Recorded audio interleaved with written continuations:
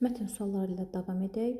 23-cü sualda bizdən düzgün variantı istəyir və 23-cü sualda bizim düzgün cavabımız D variantı olacaq. Mətndən də bir daha bunu qeyd edək. Had a great influence, ədəbiyyata böyük təsiri olmuşdur. Huge impact on literature. Bax, bu hissə cavabımızın təsdiqidir. 24-cü sualın cavabı Harper Lee. 24-də düzgün cavab C variantı götürürük.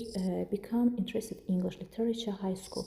Bu sualımızın təsdiqini mətndən də baxaq. Interest in high school. Bax, bu hissədədir. 25-ci sualımızın cavabı nə onun yazısına təsir edib? What an effect, təsir edən difficulties 3, çətinliklər uşaqlıqda gördüyü və insanların ədalətsiz münasibətləri 1-3-dür düzgün cavab B variantı olacaq. Mətndən izahına göstərim, dəqiq qoy, hamıya aydın olsun.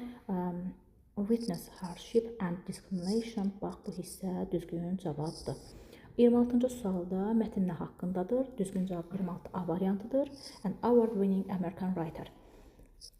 27-ci sualın cavabı to see, observe, baş verən nə isə görmək. 27-ci sualımızın düzgün cavabı witness sözü. Bax, bu söz mətndən olacaq.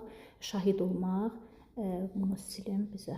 Witness. 27-ci sualın cavabı bax, bu söz olacaq və təbii ki, idini siləcəyik. 28-ci sualın düzgün cavabı sinonim, passion, həvəs deməkdir. Paragraf 2-də bizim entuziazm bu sözümüz olacaq.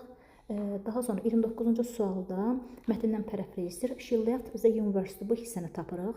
She left the university. Bax, bu hissədən bizim dəyişəcəyimiz sözlər. Pursue sözünü follow, təqib etmək sözü ilə dəyişə bilərik.